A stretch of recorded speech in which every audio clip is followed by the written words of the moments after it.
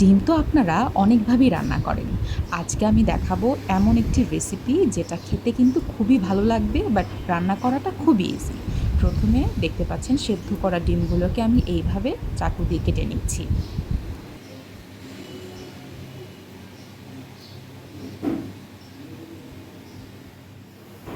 এখন কড়াইতে তেল গরম করতে দিয়ে দিলাম সামান্য একটু লবণ।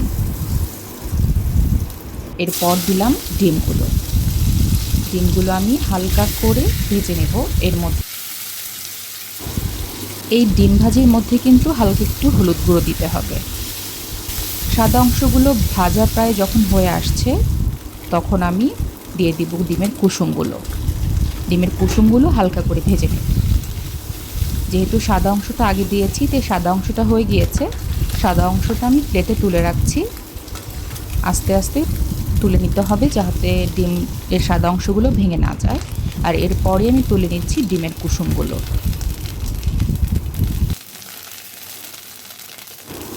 এরপর আমি কড়াইতে দিয়ে দিব একদম কুচি করে কেটে রাখা পেঁয়াজটা আমি হালকা করে ভেজে নেব।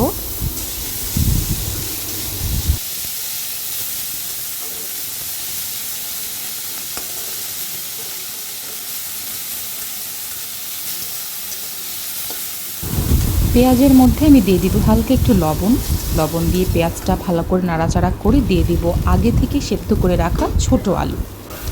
আমি আলুটাকে সেদ্ধ করে হালকা একটু চাপ দিয়ে ভেঙে নিয়েছি, পুরোপুরি গুঁড়ো গুঁড়ো করিনি। আলুটা খুব ভালো করে ভাজা হয়ে গেলে এর মধ্যে দিয়ে দেব একটা বড় এলাচ, হলুদ, আদা রসুন, ধনিয়া, মরিচ গুঁড়ো এবং সামান্য পানি।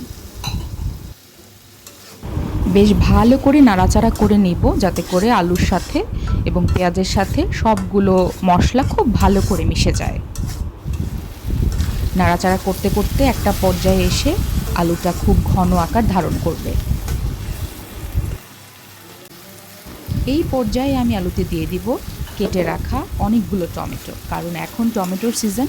আর টমেটোটা দিলে তরকারির টেস্টটাই চেঞ্জ হয়ে যায়, একটু টক টক লাগে এবং এই স্বাদটা বেশ ভালো লাগে ভাত দিয়ে খেতে। বেশ অনেকটা সময় রান্না করার পর আলুটা কিন্তু বেশ কষা কষা হয়ে গেল। আলুটা এখন প্রায় সেদ্ধ হয়ে গিয়েছে। ডিম দেওয়ার আগে আলুতে দিয়ে নেব আমি আবারও বেশ খানিকটা ঝোল দিয়ে আমি আবারও নাড়াচাড়া করে নেব আমাদের আজকের ডিম আলুর এই তরকারিটা।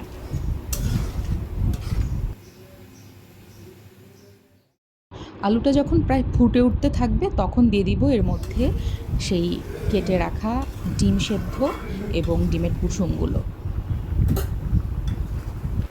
এরপর ডিমগুলোকে বেশ হালকা করে নাড়াচাড়া করে নিতে হবে। এর মধ্যে কিন্তু আমি কাঁচামরিচও দিয়ে দিয়েছিলাম। ব্যাস আমার ডিমটা প্রায় হয়ে এসেছে। এটা বেশ কিছুক্ষণ ধরে সেদ্ধ হতে থাকবে এবং নামানোর কিছুক্ষণ আগে আমি দিয়ে দিব একটু ধনেপাতা কুচি। তৈরি হয়ে গেল আমাদের আজকে ছোট আলু দিয়ে ডিমের একটা ভিন্ন রকম রেসিপি। সবাই কিন্তু অবশ্যই জানাবেন বাসায় রান্না করে কেমন লাগলো এই রেসিপিটা।